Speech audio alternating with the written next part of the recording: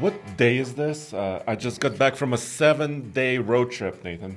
Yeah, you were busy, weren't you? Well, today, by the time you guys hear this, it's going to be around Thanksgiving time. So we're just Black before. Friday? Yeah. And that is the point of this video, actually, is that we're going to be talking about accessories that many of you guys can purchase for your used trucks. And the reason why we're mentioning this is because an awful lot of you who write into us and call us and whatnot, you have used vehicles, used trucks, and you're interested in these things. And we rarely get a chance to cover components that you can attach to these trucks to make them better, usable, perhaps more utilitarian, whatever. So rather than dive just into the really expensive, $300,000 pickup trucks that are out there, we wanted to do this for you guys leading up to Black Friday. Yeah, and also past Black Friday, too. Yeah. Because we read all your comments and emails. Thank you very much for sending all those comments I and don't. emails. Well, you read some of them. I read like 3 years. Okay. But a lot of your comments say, guys, we can't afford new trucks. Yeah. Which is true. I mean, for most of us, actually.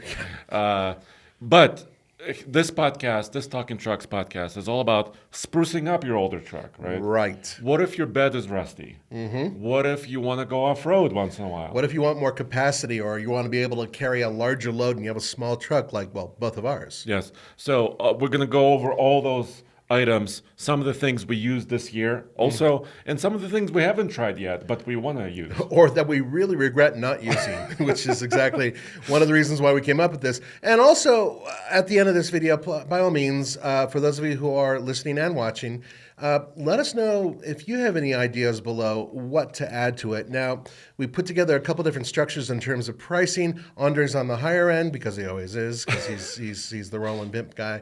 And I'm on the much lower end. I'm a cheapskate. So we kind of have both bases covered, so to speak. But before that, do you want to cover that email and some Patreon stuff? Yeah, we always thank our Patreon supporters. By the way, I also got an email saying, if I don't pay you guys, am I allowed to ask a question? Well, of course you are. Of course. Sorry, if we somehow made it seem like you cannot ask us a question without donating a little bit of money to support our podcast, that's totally wrong. No, the only people we charge to ask us questions are the people we work with. I mean... Yeah, Roman, for example. Yeah, Roman I asked for a full dollar from, and he looks at me and goes, well, back in my day, you could buy a whole burger for that. But no, seriously, if you do donate to our Patreon page, then what happens is you sort of move to the front of the line. In addition, not only will you get your question immediately answered personally, usually by this guy, but we'll also read your question directly here, but we'll read other questions as well. So once again, you get, I don't know, star treatment? Is that it's like a fast pass at Disney. Oh, he did a Disney. Oh no, I'm not allowed to say that. No, that's okay. They like that. Okay. No, it's like a fast pass. Yeah, exactly. Yeah. So you're kind of skipping ahead in line because we want to talk to you guys. Yeah. So there was one comment from Gassy Peepers. Again on Patreon. By the way, patreon.com/TFLcar is our only page on Patreon. That's right. Thank you for your support. It covers all the bases. And without your support, we couldn't do what we're doing here. Gassy, this is a fantastic name. There's a great story behind it. And actually, that has to do with what Andre's about to read. Yeah, so our supporter, Gassy Peepers, listened to our previous podcast where we mentioned his question. And he said that he really, first of all, he's thanking us for answering his comments and questions. You are most welcome. And also he said that his username was an idea of his daughter, who is 13 years old. And he actually played that snippet of the podcast for her where we are discussing the name. And she really enjoyed it as well. Well, young Miss Gassy Peepers, both Andre and I both have daughters. And it really cracks us up because we could totally picture our daughters coming up with similar, unusual, unique, and fascinating names just like that. Yes. So you are awesome. Thank you so much. And, of course, to your father, Gassy Peepers, thank you very much for supporting us. We appreciate it. Was there a question in there as well? No. Or was it just a comment? No. There was a question on our email where a gentleman, his name is Parker, I believe. Parker Peepers? No. Oh, just Parker. Just Parker. Sorry.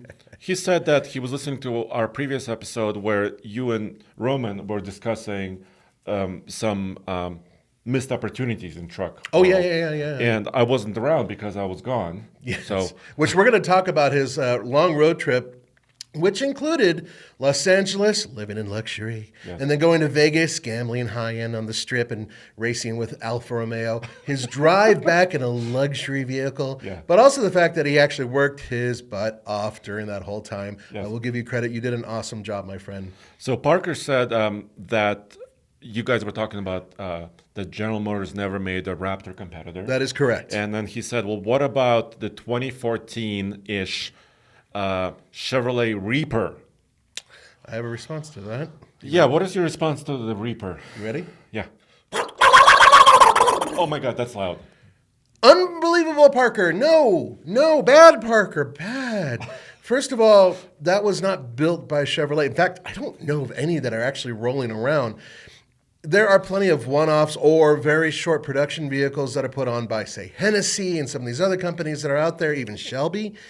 We're not talking about those. Those are very unique, and just like anything else, you can always make a more powerful version of anything else if you're willing to sink Or in. a lifted version of anything. You Yeah. throw $250,000 in anything and it'll suddenly become better. No. I'm talking about products that come directly from automakers, car makers, truck makers. So in other words, when you're talking about Ford and the Raptor, the closest thing that Chevrolet currently has that would answer to it that's out there, aside from maybe the Hummer for some of you guys, would be the ZR2 version of the Silverado. Yeah, and then they also have Bison versions of the ZR2. Exactly. But which are actually built by the factory. Right, Yes. exactly. And that is a factory-built vehicle. I'm not talking about going to a secondary component like, once again, Hennessy or who's a Black Widow, or who are they now? Because they're not even like really around. Well, the company that proposed the Reaper project, I believe, was called SCA Performance, and I believe they're from Louisiana. Okay.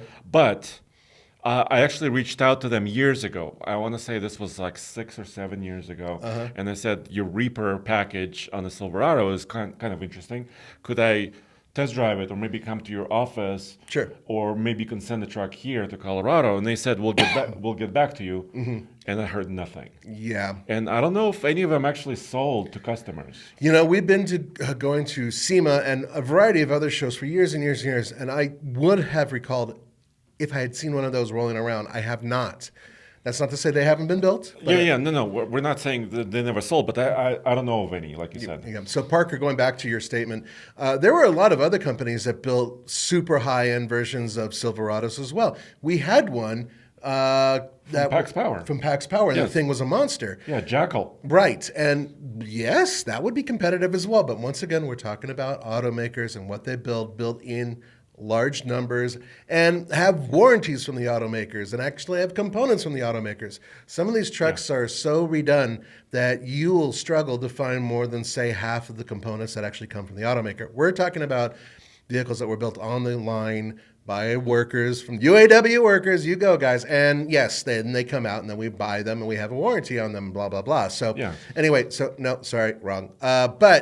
But keep the questions coming. And by the way, if you've heard of that particular truck or have a picture of it, Or if you own one. Yes, if you own one, Please reach out to us. please do. We would love to hear about it. Yeah. So now let's start with heavy duties, because I want to talk about these accessories. How do you spruce up your used truck, right?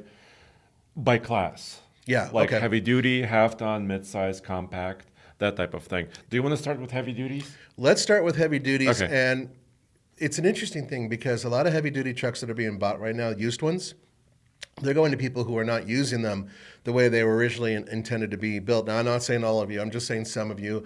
I've noticed a lot of people are towing like a 5,000-pound boat with a heavy-duty truck that can handle a lot more than that.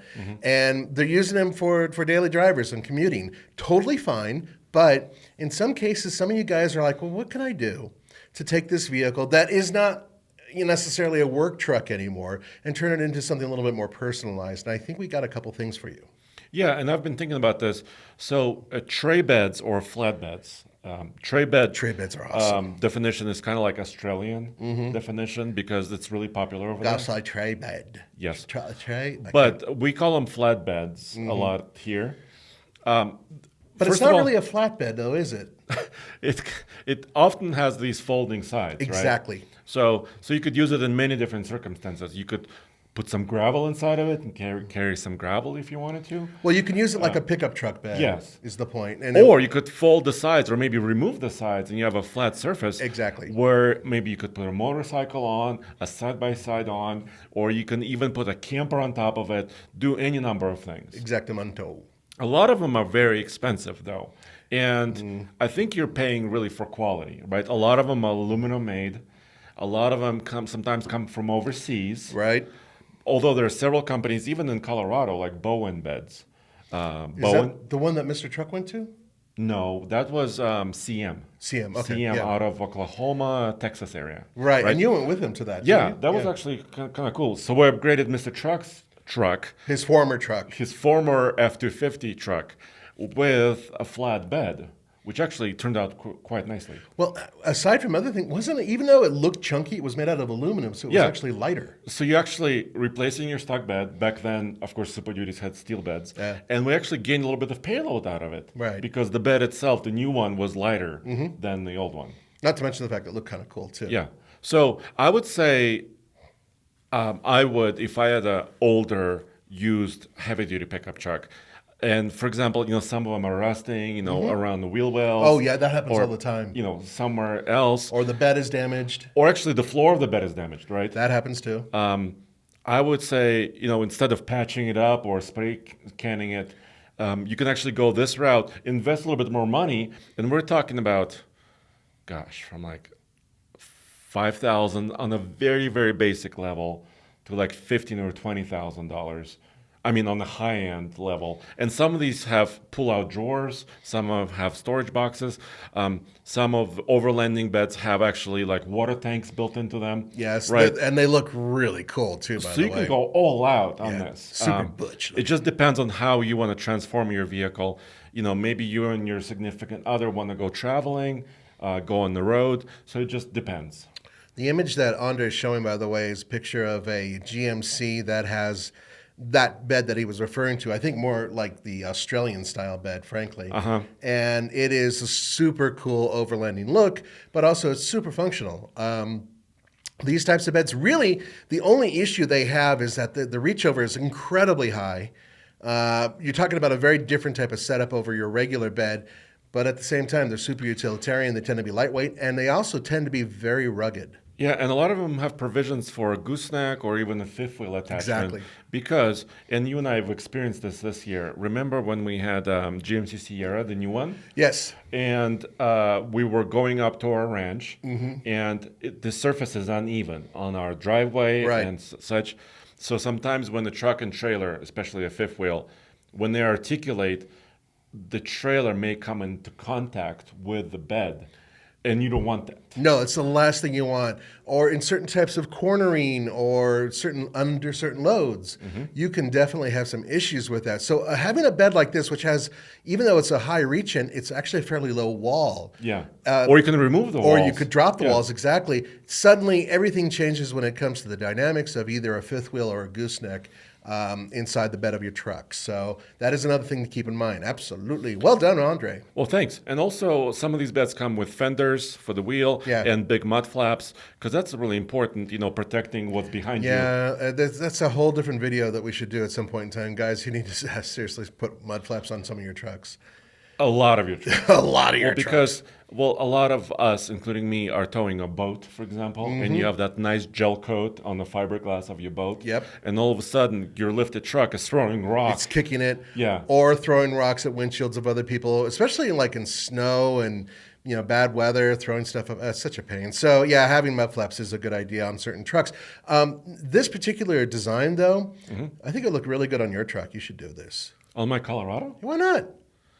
Well, Take that bed out, bro. It's possible, but I only have like 5 feet of space. You can make it 6. I could extend it a little bit. You could indeed. See? Nathan here to help. Okay, I'll consider that. I'm going to get you in so much trouble with your wife. But anyway, yeah, keep talking about this. Sorry.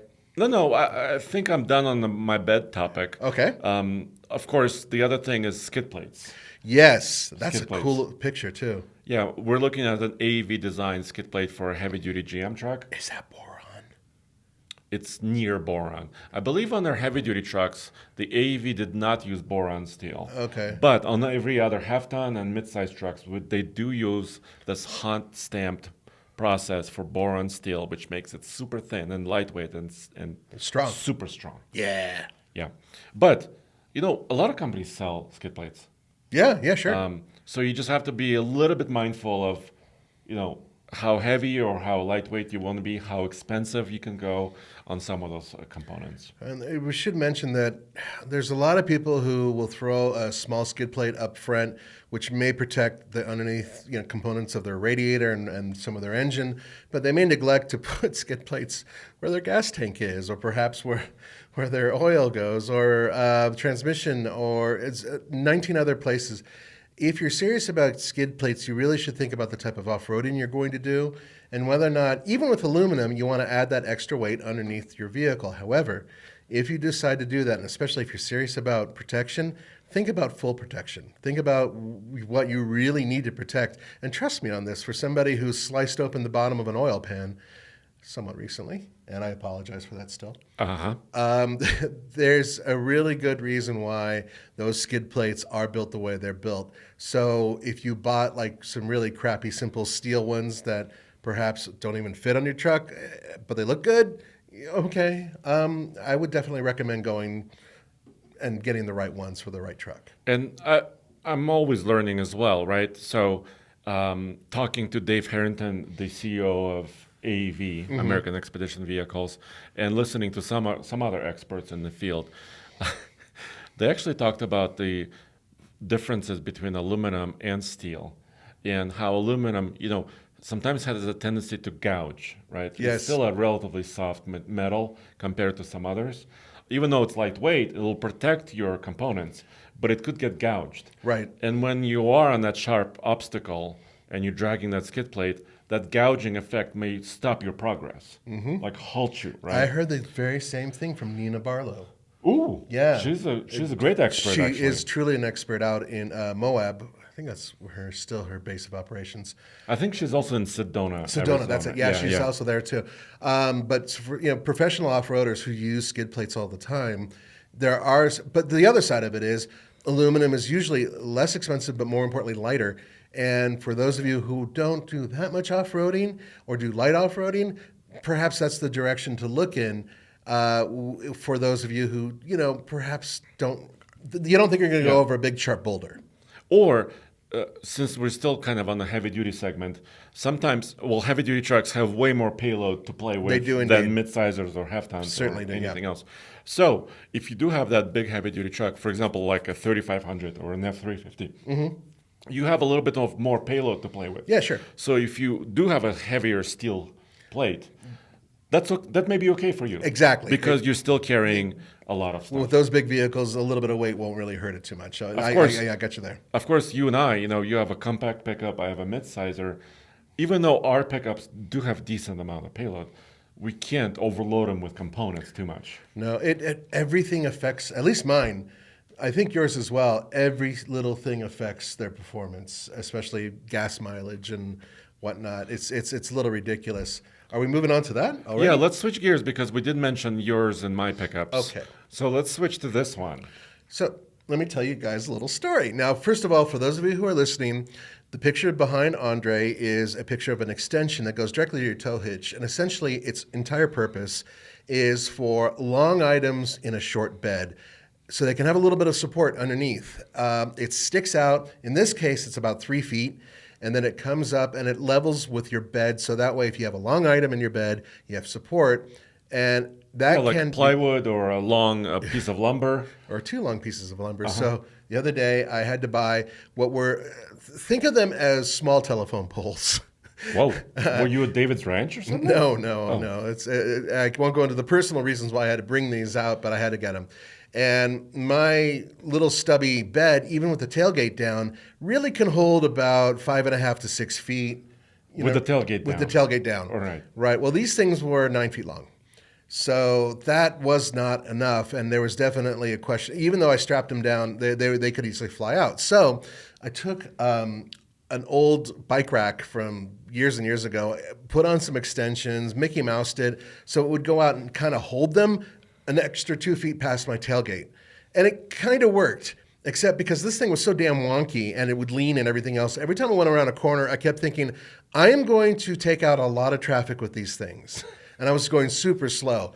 And it was stupid of me, I admit it, and I just I could have bought one of these things. Now this is the extension. And I looked at Harbor Freight, and it's $58, I think. Oh, geez. And I could have had one of those. I would have definitely spent the money and had one of those just to have in my garage, just so I could use it when I needed it. And you could store it pretty easily. I mean, basically an Well, it breaks L-shaped. down. Yeah, it breaks down a little it's like bit an too. L-shaped Yep. piece of steel. Yep. That fits into your hitch, like you said. And it goes into a 2-inch. Yeah, and it has support for tie downs as well. Exactly. So and these, I've seen guys take basically longer logs and just tie them right to it. So that way you can take something else that's longer or wider and have it on there and it'll balance it. And that's the whole purpose, is to balance it and to safely tie down the load. And I really wish I had used that. I feel like an idiot for not doing it. Fortunately, it was only a couple miles away, but I will never do that again. So something like this would prevent that. And actually both of us could use it, because my bed's tiny and your bed's not that big either. No, my bed is like 5'2" and your bed is like 4.5 feet. That's correct. Approximately. So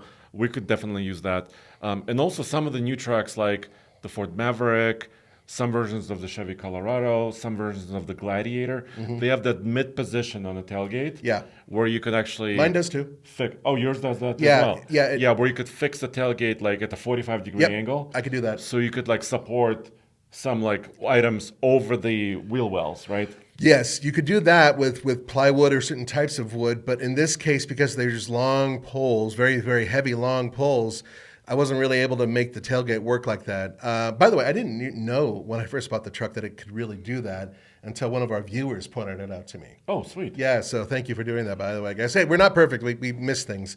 Anyway, so that is one of the things. But this is very inexpensive. For I mean, I talked about beds that cost, $10,000. Yeah. But you can buy my idea is a lot cheaper. And it's just a utilitarian, simple thing. And there's a lot of you guys out there who have short bed trucks. So I do recommend it.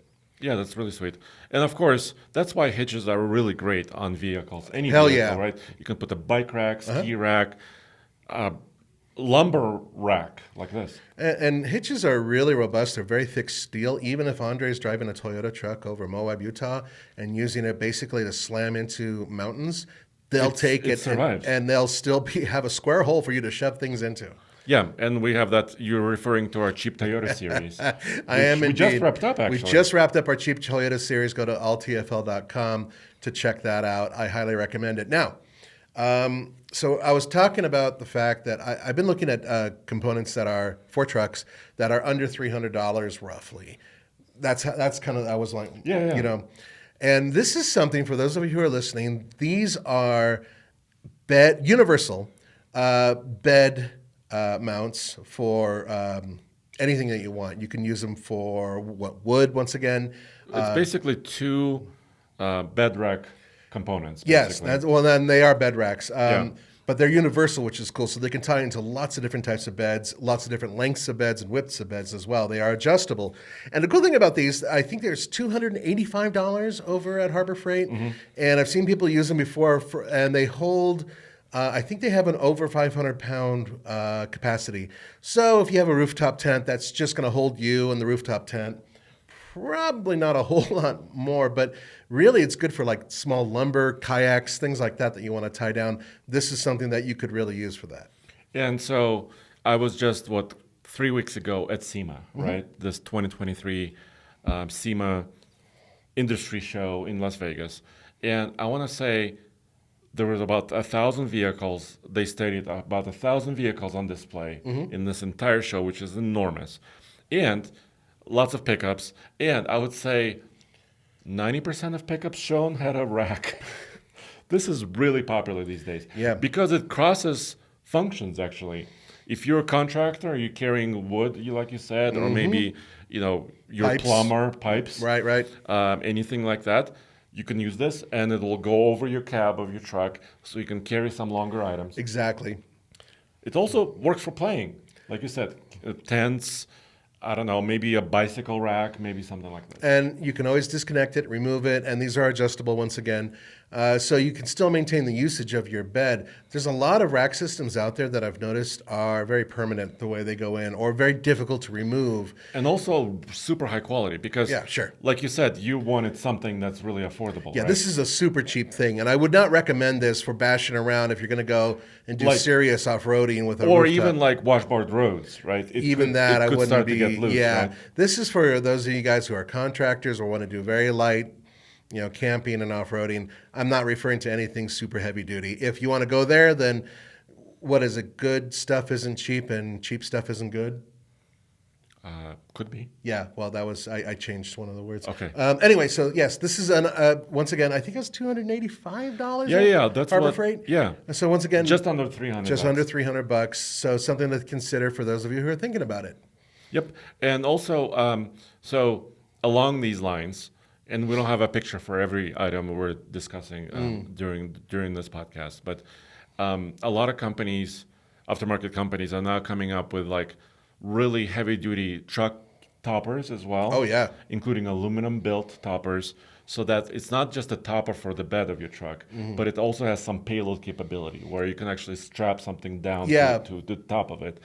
But unfortunately, a lot of these are very expensive Right. because they're either super well made, which may be important to you if you're going into the Baja Peninsula and you want to go overlanding for a lot of miles. You want to buy those high quality components. that can just take the abuse. They're usually aluminum. They're usually really well designed, and they're also several $1,000s a piece. They are. So they also exist. or even higher. We have a friend that we made over at the Overland Expo Yeah. who built his own. And Yes. boy, oh boy, talk about an amazing thing. Power wagon friend. Yeah, I highly recommend. We did a walk around of the 2023 Overland West show, Mountain West. Mountain West show. Out of Loveland, Colorado. Right, and that part is in the video, and he is definitely worth looking up because all his stuff is basically handmade, and he is meticulous and very artistic. Yeah, his channel name is Tivoli, so Tyvole, and he's got several videos on his YouTube channel. Right. He also shows sometimes how he welds and how he builds components. And I don't know if he sells a lot of what he builds. Like he made these plates For the airbags. For the airbags, Right. to use as a lift. But even those plates are like really cool design. Yeah. It's just this is a guy who takes pride in what he does, and he's not trying to half-ass it. He wants to do it right. So it's cool. I do recommend you check him out. So what do you got here? I don't know. I'm still looking at this GMC.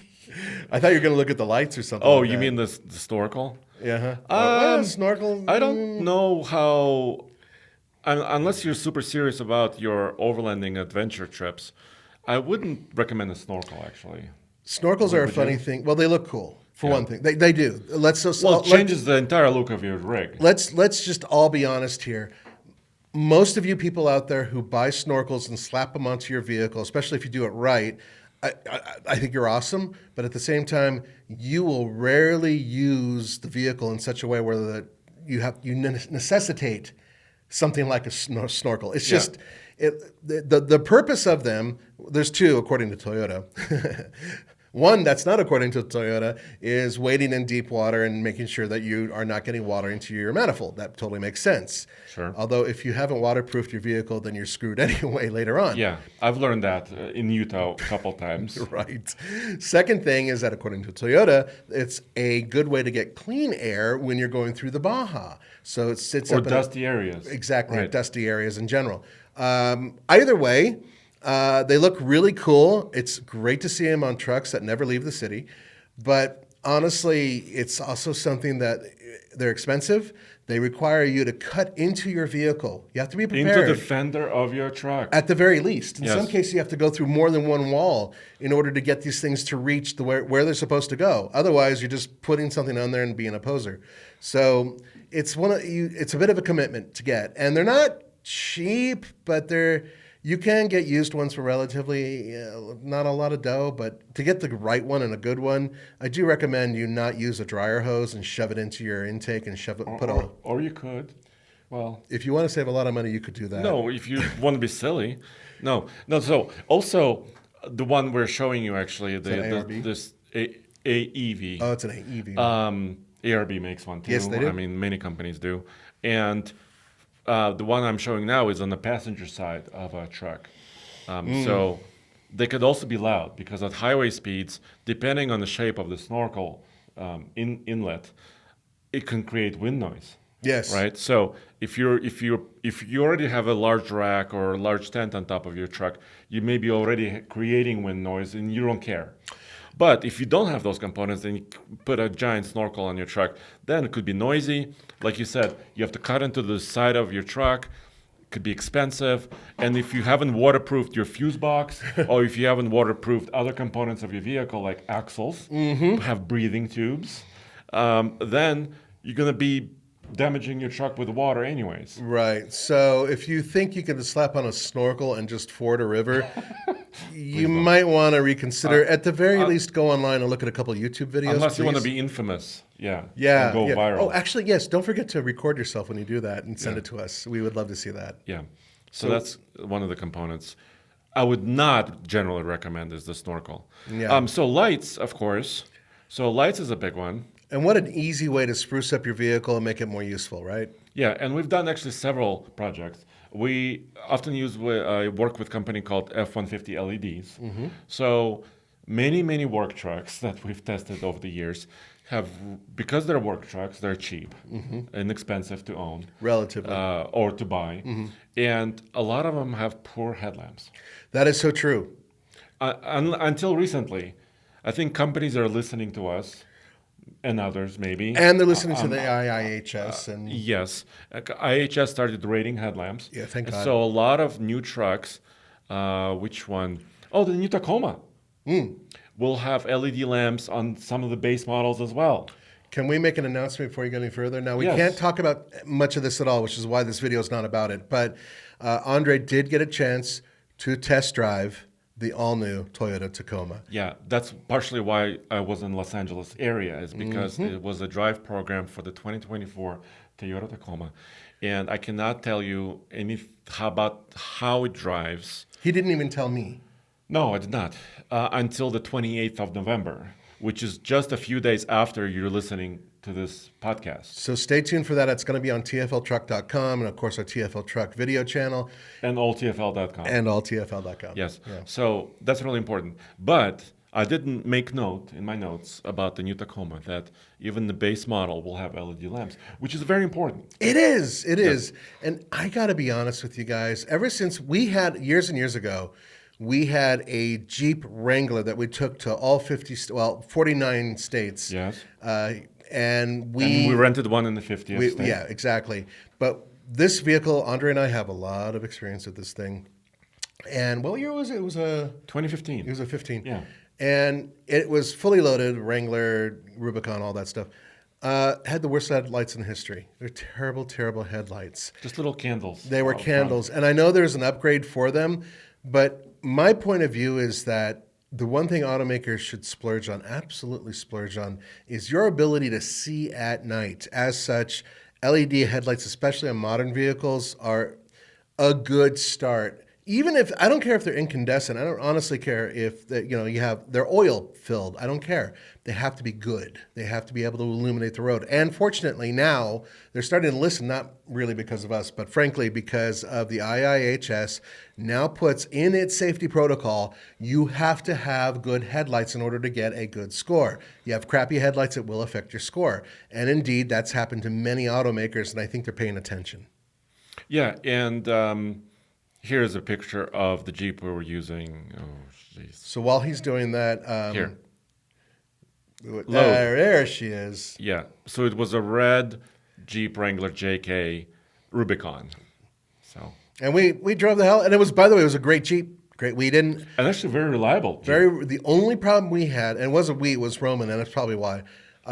He had a problem with the reconnect of the sway bar.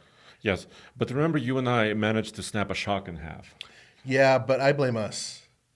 Well, we were driving through North Dakota and driving fast. And towing a trailer and bouncing around off road. Yes. So we did test it to this limit. Yeah. And by the way, we weren't stranded by this problem. We actually finished the drive. Yep. And then replaced the shock. That's exactly So it. We just noticed it was riding weird. Really, really weird. it was leaning on one side. Too. Yeah, it was a very unhappy Jeep in that respect. But we took care of that. And then and we had a check engine light that would pop on when we pushed it too hard when it was towing. But then that engine light would go away the minute we let off. So we figured that it had to do with... he was just telling us, please don't tow this fast. It just didn't like to tow. That's the bottom line. Anyway, let's go back to the topic, though. So we are talking about some components that you can get. Now, Yeah, lights. lights are... If you do it right, you can use lights almost on a daily basis, but you have to remember how to use them and what the ordinance are in your local area. So, for instance, if your lights are above the level of your headlights, they're no longer considered driving lights. I believe they are now considered off-road lights, and in some states, they have to either have a cover with them or be covered at all times. Yeah, exactly. And I've seen people actually misusing those lights. Me too. Sometimes maybe they forget, maybe they accidentally flip a switch, and all of a sudden you're on a regular highway or road, and then here comes an off-roader blaring its lights at you. Yeah, and blinding you. Blinding everybody. Yeah, now sometimes they do it on purpose, I can tell you that. But if you keep them at your bumper level, give or take, then they can be used, especially if you get the right types of lights. And I do recommend, no matter how cool they look, make sure you get the right ones for regular road driving, especially if you have an older truck that really could use some help with its headlights. When I did that with my Suzuki Samurai, and I added those LEDs, which, yes, they did look really cool. Little pods? No, they were big. Remember the front end of my... Oh, yes. Yeah, they're big. Each one of them was 9-inch, I think.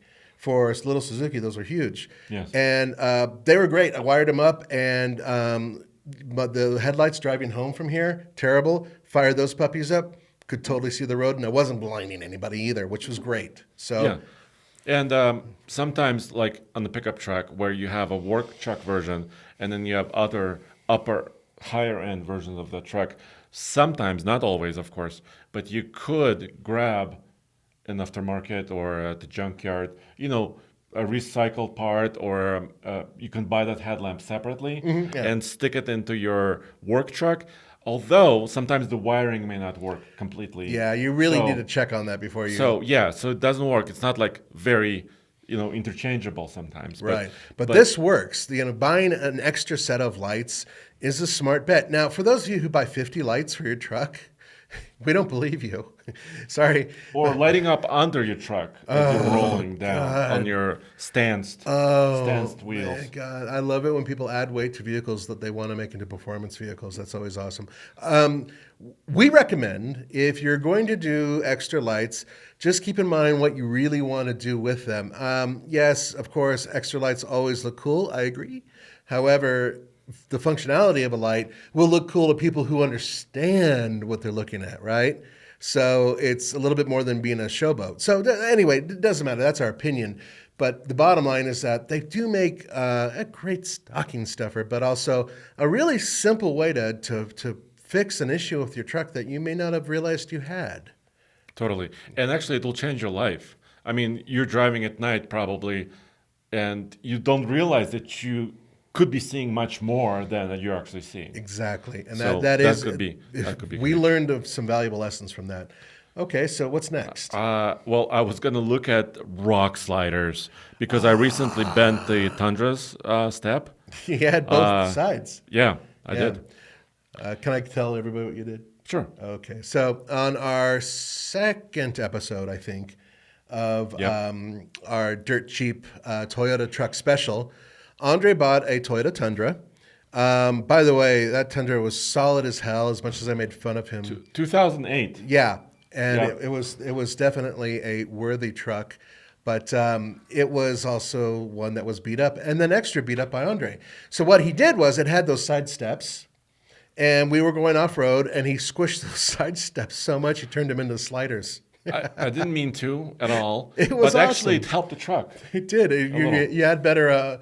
Clearances. Clearances were actually much more improved after you squished it. Oopsie. Yeah, so... But it's important. You can actually buy... So there has to be... we have to define what the rock slider is. Okay. It's not a step to help you jump into your truck. Even though a lot of people think it is, because some automakers, truck makers, and also a lot of aftermarket companies are building these sliders that are also integrated into a step. And I think a lot of people are fooled. Which could be cool. Which could be cool, but people are fooled into thinking that that's how they are. No. Initially, rock sliders were as simple as putting a piece of tube steel underneath a vehicle in a vulnerable spot to prevent the vehicle from sitting on its frame when it's scraping over a rock. The whole purpose of this is the word rock slider. So you would slide off the rock and not damage the undercomponents of your vehicle or the frame. Have a rock come into your rocker panels or doors. Yes, right? and I love that arm action of yours. You should see it, guys, if you're listening. Yeah, no. It's really bad when a rock comes up from behind. Uppercut. Trust me, I know. We've all dealt with that, I guess, in the past, I should say. But so that's one of the things that they do. Now, they've improved their design over the years to become a little bit lighter, but still remain strong. And yes, in some cases, they're combined with some sort of step. But in other cases, they're just a good old-fashioned rock slider. Yeah, and some companies like Nissan, like for example, in the most recent Frontier, there's Nismo off-road parts. Yes. And I want to bring this up because basically every manufacturer have genuine accessories. They're not aftermarket, but they either used an aftermarket supplier and then certified them as genuine accessory, Right. or they designed it themselves. Correct. Right? So it can go either way. But Nissan Frontiers have this rock slider step, which has, with bolts, you can attach hoops to it where you put your feet, and then you can climb into your truck, right? We had a Nissan Frontier come here with all the Nismo parts on it, and it had that. Yes. But if you wanted to actually work it as a rock slider, you have to get down there with a wrench, remove the little hoops for your feet, Right. and then you have more clearance. Yes. And then actually use it as a rock slider. Correct. Now, some of you might be saying, well, yeah, if you put in a rock slider, isn't that going to affect your breakover angle? It depends on the truck, and it depends on the rock slider. Yeah, design. In some cases, they pretty much kiss the frame, or they're just set a tiny bit underneath it, and it really is negligible in terms of the amount of breakover you lose.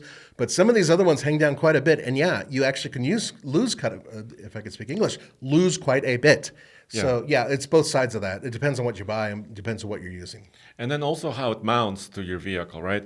A lot of vehicles don't even have a frame. Yeah. Well, Like mine. Yours, little Santa Cruz, for example, does not have a body and frame design. So a lot of vehicles, in order for it to actually be a rock slider, it has to be rated for at least like half the weight of your vehicle. Correct. Right? Which could be 3,000 pounds, it could be 4,000 pounds. I mean, different vehicles weigh different amounts. Now, there, if I can just quickly jump in, there are subframes on Ridgelines and Mavericks, and including my little truck. And they also have a beefed up underside to where there are ways and hard points to where you can actually attach a rock slider, so to speak, if you're silly enough to take a step, which is something they actually have as their regular features that you can get as a side component. But it's, even though there's no frame underneath these things, you can still attach these components to them. And can I just say, sometimes OEMs can be silly. Yeah. They would add a huge side step to like a Maverick or Santa Cruz. Yeah. And maybe it's because I'm a taller dude, but I don't think most people need a step to step over 6 inches of clearance. So I made that comment on the video that I shot. I had two Santa Cruzes. I had mine, and then I had this other one, which is identical to it, but it had... Oh, XRT, right? Yeah, the XRT package, which had basically, it checks every box of every component you could slap onto this thing, or not every, but most components through Hyundai. And I thought it was silly because the extra amount of money that you're paying for all of these things, a couple of them were cool, but it had these side steps, and the side steps completely took away not only from your breakover angle just in general, but also if you're cruising through snow and ice and all that, it's the last thing you want is extra drag, and that stuff will drag on the ground. Now, of course, I made a comment, and there was that one guy I mentioned my sister, who's essentially a hobbit. She's 5 foot tall, give or take, a little tiny thing, and even she has no problem getting into my little tiny Santa Cruz pickup. So having a step would probably mean that you're well under 5 feet tall if you really needed it. So then you're a child, basically. You're helping your kid. But even then, it's just like, that is such a... I just think it's completely unnecessary for something that low to the ground. Now, on the other hand, if you have Andre's truck, which is much higher off the ground. Yeah, my Trail Boss actually is up there. Yeah, it's up there. That makes a little bit more sense. And then having something that you could step and help you into, okay, there's an argument for that. But something as low as a Hyundai Santa Cruz, I mean, come on, that's ridiculous. So I would not recommend that as an extra little thing for Black Friday. Not at all. Yeah, and I do want to put a set of, I would say at least, I can't decide. Like, so my kids are now older, so they're not really And they're pretty small. tall, both of Yeah, them. so my kids are tall, so I don't want to step on my truck. I actually want a rock slider. Yeah. And General Motors does offer that. Okay. It's quite expensive. Oh. So I want to say like $900. Seriously? Yeah. And then you still have to install it. Yeah. Yeah. Yeah. So a lot of these parts can be expensive. I'm not saying you'll find everything for under $300, but first of all, it's designed to work with my truck. Exactly. So it's measured and everything. GM is certifying it. Right. And the way it mounts, it actually attaches to a point where you can actually put half the weight of your truck, if not more, onto that step. Exactly. Or not I'm sorry, rock slider, not a step. Rock slider. It's not a step. No, it's not. It's not a step, unless Yeah. of course you get one that has a step integrated into it. Anyway, so I think we put the rock slider thing to bed. Yeah. Yes. Okay. So now we could say a little bit more about roof racks. So, for example, a Oh, Santa yeah. Cruz has those rails on top of its roof. Optional. Option. Oh, is that a sore subject? I don't have them on mine. Can you add those? Sure, if you're willing to take apart half the car. There's a guy, he's great, by the way, I forgot his name and I'm terribly sorry, but he has a Santa Cruz and he actually wanted to put the roof rails on there that come from the manufacturer because he got the same package I did, which is just a step up from the base model. So it doesn't come standard with the roof rails, which is silly.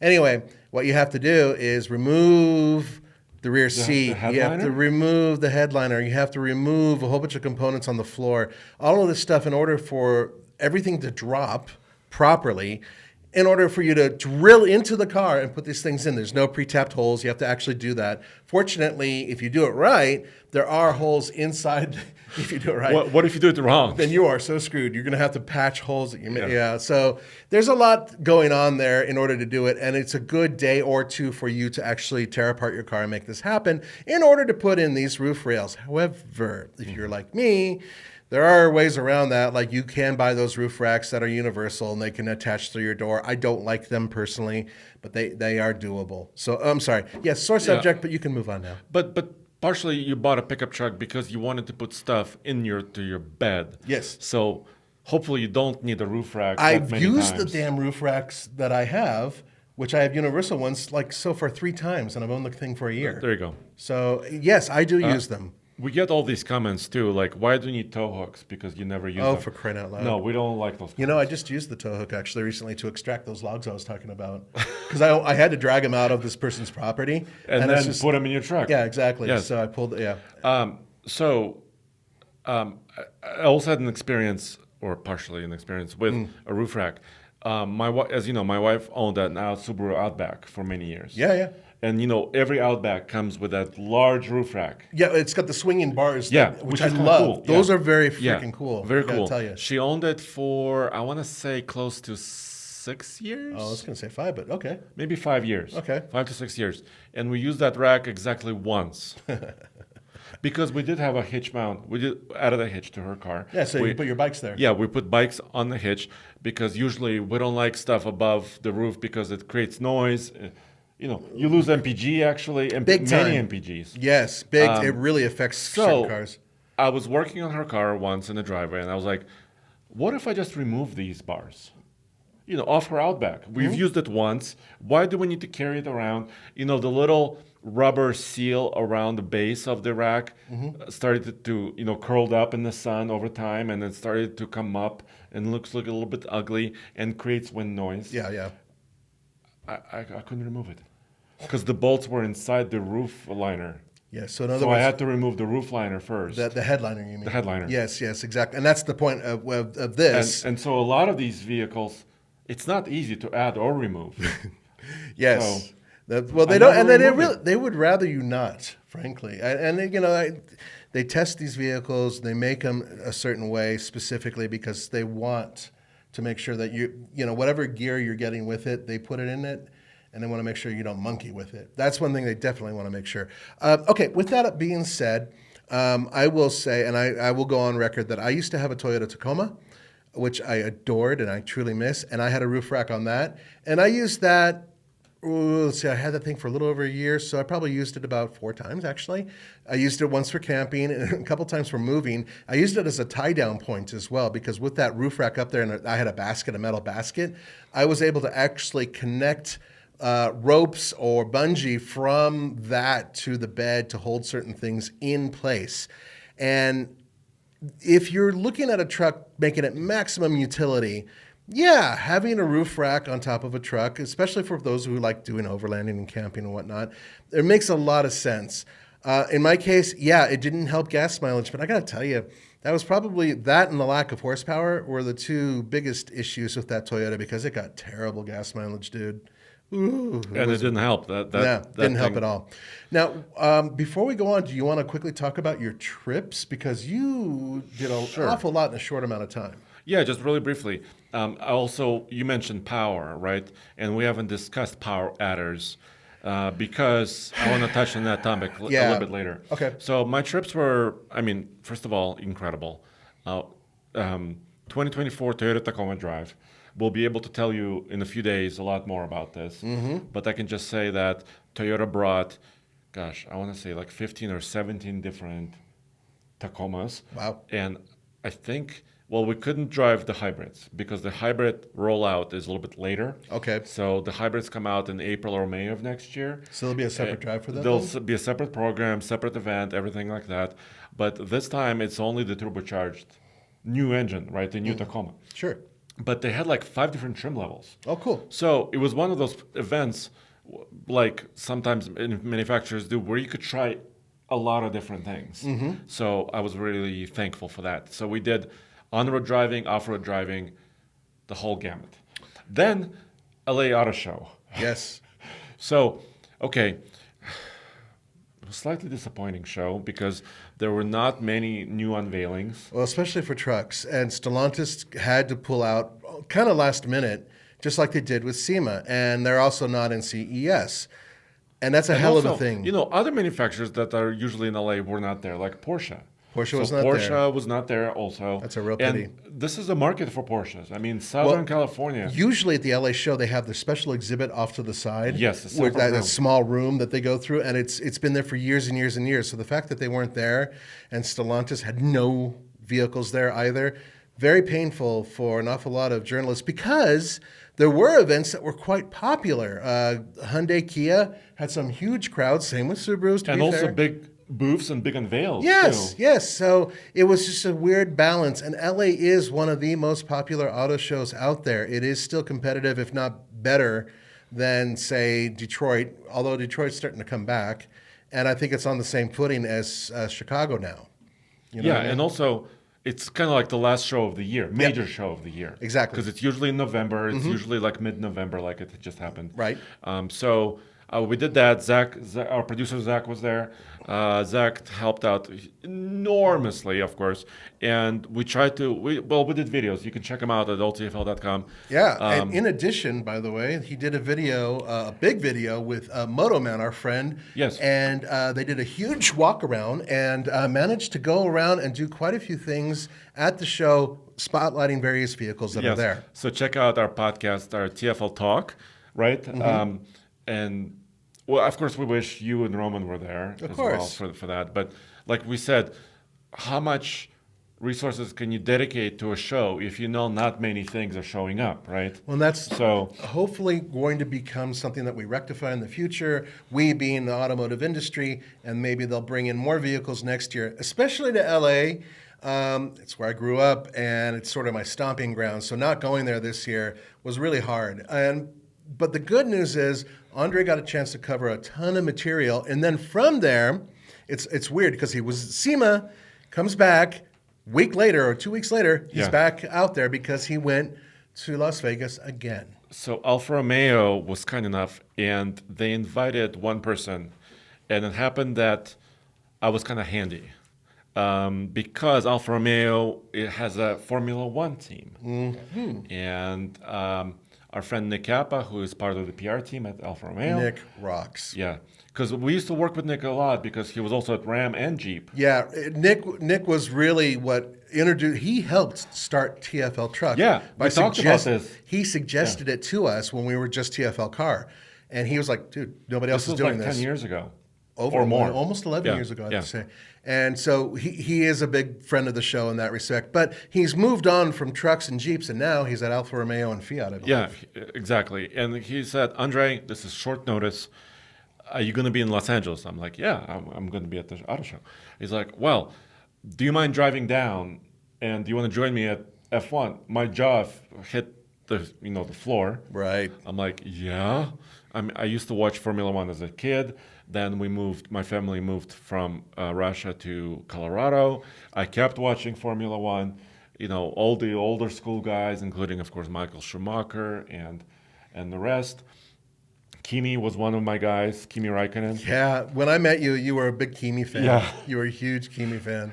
So anyway, yeah, of course I wanted to go. I love Vegas. So it happened. I drove, and there's a whole video coming about this. Yeah, so stay tuned for that. Yeah, and also, as part of this, I also visited Motorman's studios at his hangars. Yeah, the boy club or the man cave. Well, these are some of the most elaborate and lavish and machinery-filled man caves that I've ever seen. So our friend Motoman has friends that have hangars near his hangar. He has his very own hangar, and he used to do a lot of shooting from there, but not so much anymore.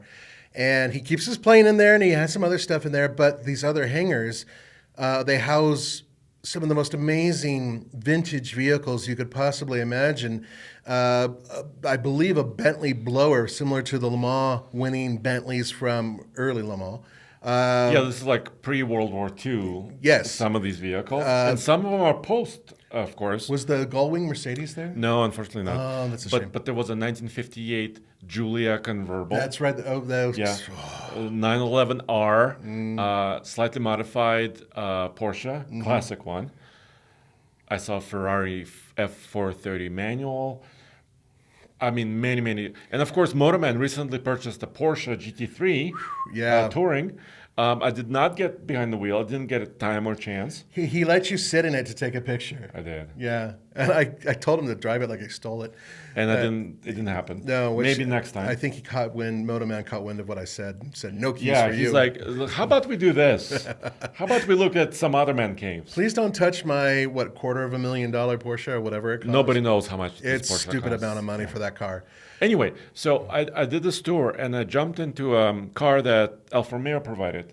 So part of it, we needed cars in Las Vegas for the event, right? Right. So I drove a Giulia Competizione. I'm practicing my Italian. It's quite good, actually. And that was cool. Took me about 5 hours to leave Los Angeles traffic areas and actually get to Vegas. And then, of course, amazing experience at F1. First time in modern history, because last Las Vegas race was in 1982. Yes, and guess who was there? Were you there? No way. I wasn't allowed in the parking lot. It took place in Caesar's parking lot. It was terrible. It was hot. The guys who were there absolutely hated it. Back then, the rules were very different. I didn't get to go to the event itself, but I was able to watch from the hotel, so I could see just the corner of the track, and that's the closest I've come to Formula One. And it was like, even back then, even being in a hotel, it was loud and it was crazy and it was cool. But yeah, back then I was a little kid, and it was, it was. So That's it. This F1 race in Vegas started with, a drain cover coming loose on the racetrack. You've all heard about this drain. Yeah. That was during practice, though, right? Thursday practice. It's usually a 3-day event, if not more. But as far as cars moving on track, it's usually practice day, then qualifying, and then final the race. practice, and then the race day is the third day. Anywho, it seemed like the team recovered. There are still unhappy people that want their money back from Thursday. And they should get it, Yes, frankly. but Friday and Saturday, when I got to be there, were really smooth. I felt like, but I couldn't move around the track as much as I wanted to, even though we had tickets to come in. Yeah, they kept you corralled. corralled in certain sections. Like if you bought this section X, you could stay in section X. You couldn't really go to section Y. I'm just randomly picking, labels. Yeah. So anyway, amazing experience. And then I drove a Stelvio SUV back here to the office, and I just arrived last night. Yeah, it's still one of my favorite crossovers. I know it's kind of useless for off-roading, and I know, Italian. It's got 21s, dude. It's not an off-roader. No, but sitting in those things and driving, they drive so good, and they're just so much fun. Just easy. It was such an easy road trip car. Yeah, I bet it was. Yeah. Because I did 11 hours in it yesterday, and I actually exited the 11 car. hours is bad.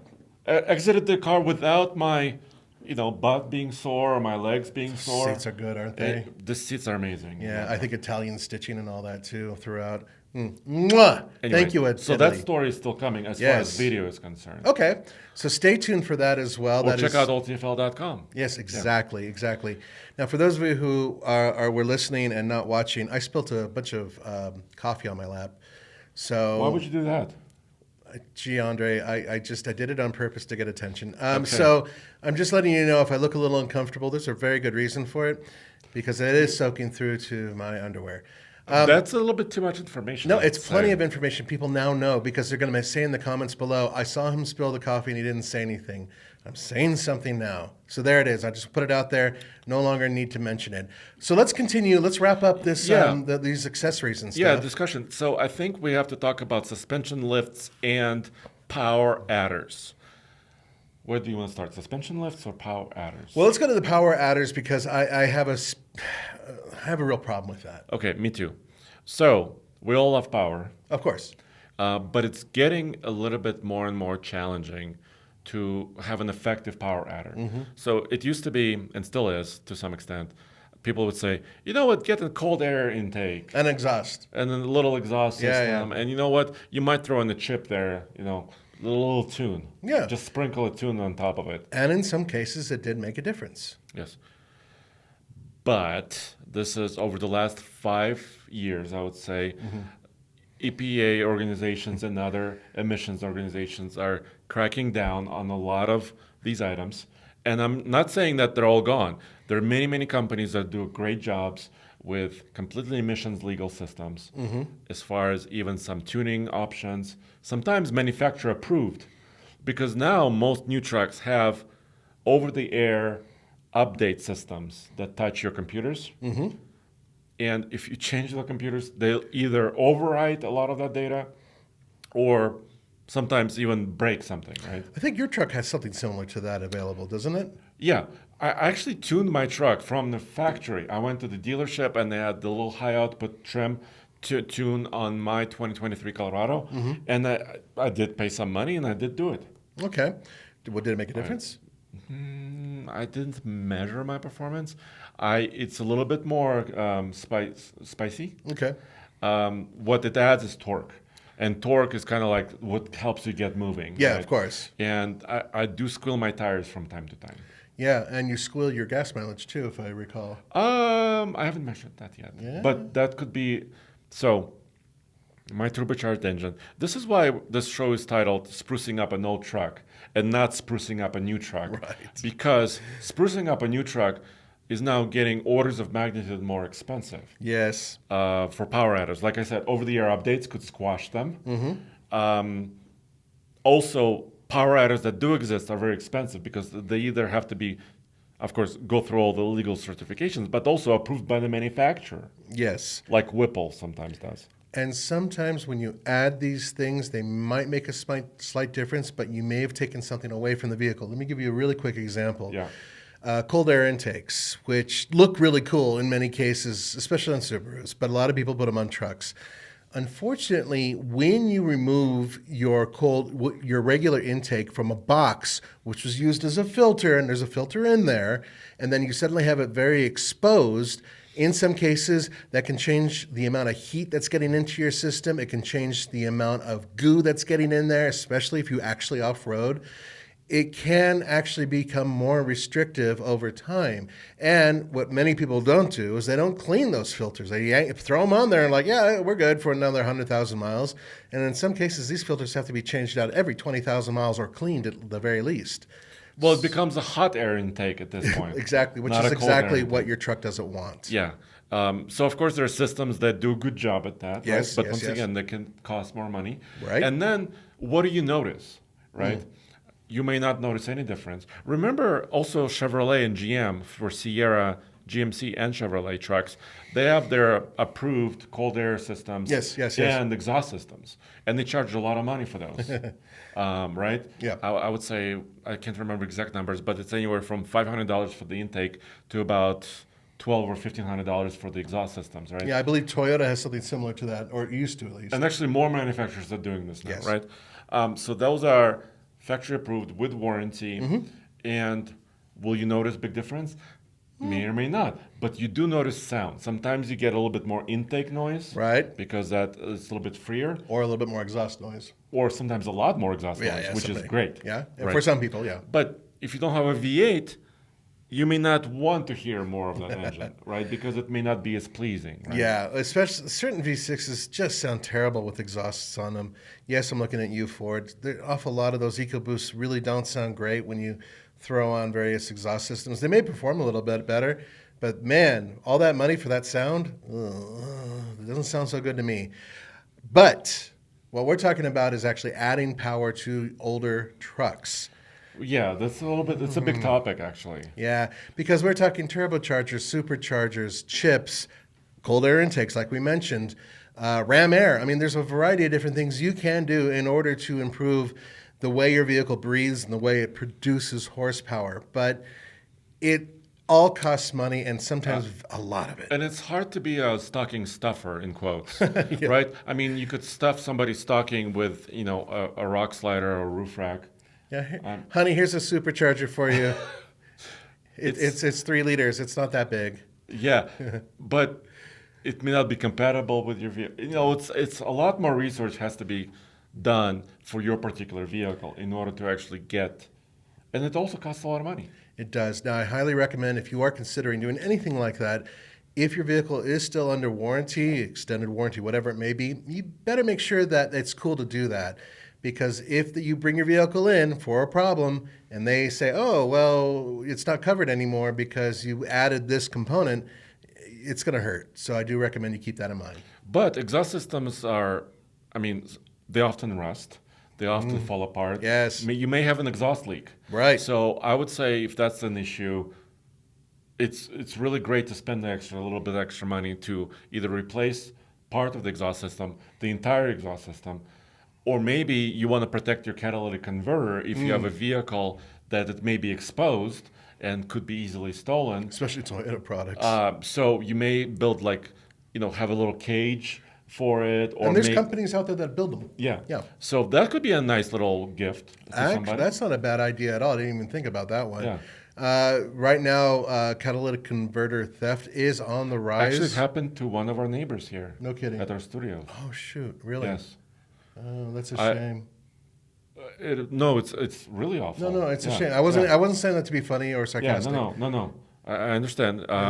No, it's recently, a week prior, Zach told me that one of our office neighbors had one of the catalytic converters stolen. Was the truck parked here? Yes. Okay, well that makes sense. Over the weekend. Yeah, we have some security still, issues here, which we're fixing. Still, but this is, Yeah. We're in a bigger city. I mean, not a huge city, but Boulder is a sizable city. Now we can't even park something over the weekend. Yeah, it's a real shame. So that's something to consider for those of you who might have a vulnerable vehicle, is to get something that'll protect your catalytic converter. And now some of these cages, they used to be really big, heavy steel things that may or may not be approved. So like they don't conduct heat very well. But the newer ones that are out there, there's whole companies that are dedicated to building them, and they build some pretty good stuff. And some of them actually look kind of cool, so that you can add a little unique flair to the underside of your truck if you really want to. Yeah.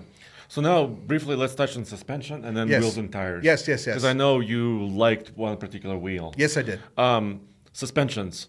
for newer vehicles, and I'm talking about last several years, it's becoming really difficult also to lift them. Oh, yeah. I mean, lifting itself could be easy. You can buy a puck lift or something cheap. Right.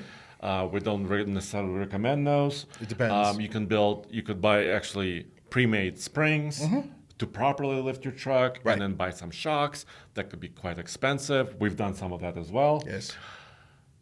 But a lot of new trucks have surround cameras. Some of them have parking sensors and/or radar systems.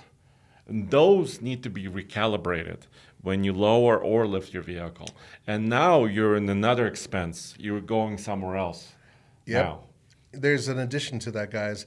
A lot of trucks now, and there'll be more in the future, have air suspensions or partial air suspensions or suspensions that have multimatic shocks or special shocks, fancy shocks that'll do special types of ride leveling. And if you replace these components to add your own aftermarket ones, you actually might ruin the ride of your truck or frankly make it less drivable. So you really need to do your due diligence before you decide to throw on just a suspension lift just because it'll look cool. Seriously, you could make your vehicle far worse by doing it. So yeah, by all means, check it out before you do it.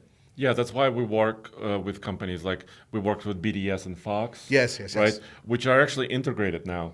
So they're the same company now. Oh, yeah, that's so which is why it's easy to trust because they have really great reputations. If you automakers use them. Yeah, and if you're buying something off of Amazon somewhere online, a component that you don't recognize a brand of. Yeah, please no. Yeah, be careful of that. Even though it looks cool, once it may not last or may not be built to last. The components that we're talking about are usually built to high tolerances and are usually quality items. So, of course, it's up to you. But suspension lifts, that's a whole different world of hurt you can put yourself into. Now, sorry, it's a small picture I gave you, Andre. But it's bigger on the picture behind you. Yes. So what we're looking at here is a steel wheel. Steely. I am a huge enthusiast for putting steelies onto vehicles, especially off-road vehicles. Very simply put, they're lightweight. They tend to be much lighter weight than a lot of the really big Mickey Mouse ones that are out there, especially if you want to size down, like you get a truck with 20s and you're like, oh, well, I actually want to go off-road. Then you can get a steely, let's say 17 or 18-inch one and get a proper tire on there. And the cool thing about steel wheels is that, and I've done this, you can damage the hell out of them, but you can also bang them back into shape, unlike a lot of other types of wheels that actually physically break or crack. And once that happens, they're useless. These you can actually remove from the vehicle, take the tire off, bang them back into shape, and in most cases, you can get that tire back on and at least it'll get you home. I just absolutely love steel wheels for that, and the fact that they're cheap. The one that you're looking at here, I think, I don't remember that. What, $75? $75 or less. I think they start at $64. Oh, 65. It was 65. Yeah, There this you go. one is 65. So this is a 6-lug, and this one is, you could easily find it on the net, $64, $65. But realistically, you're talking about, packaging and all that stuff. You're still might be able to keep it under $300 to get a set of 4 new wheels. And there are a variety of different designs out there that are all steel, and I highly recommend you consider them. They also conduct heat quite well, which a lot of people don't realize. Yeah, and they're not really, they're not lighter weight. So, but like you're saying, they're tough. There's toughness to them. They're tough. But they can be lighter weight than some of these alloy wheels that are out there that are. But I'm just saying the reason why there's so many aluminum or alloy wheels, because people like larger diameters, and as soon as you increase the diameter of the wheel, then they become heavier. They become much heavier. Yeah. And technically, it's unsprung weight, right? So you want to limit that weight as much as you can. Yeah. Which is why there was a trend away from steel wheels, right? But now, like you're saying, a lot of us here at TFL, including Tommy, Roman, and the rest of the guys, we're coming back to steel wheels. Yep. First of all, cheaper. Yep. A lot of them look actually really amazing. I think so. You can paint them any color. Sometimes they just deliver in black or white. Or you can paint them your own color. Which we've done before as well. So, awesome. Yeah, awesome. And once again, very tough wheels that have the potential to be banged back into shape.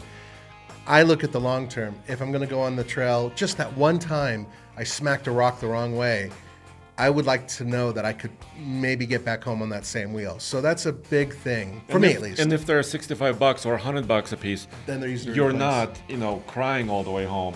But if you banged up, a $400 wheel or a $500 wheel, all of a sudden it becomes a bigger hit, right? Right. So these are some of the ideas we had. Yes. Let us know your ideas too. Exactly. So in the comments below, if you could please let us know other ideas, both on the expensive end and the lesser priced end, so to speak.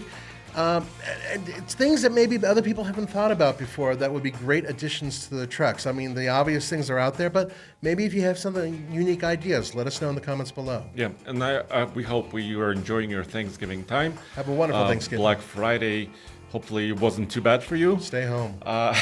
And the weekend, of course, as well. Of course. Guys, thanks so much for joining us. Have a wonderful Thanksgiving. We'll see you later.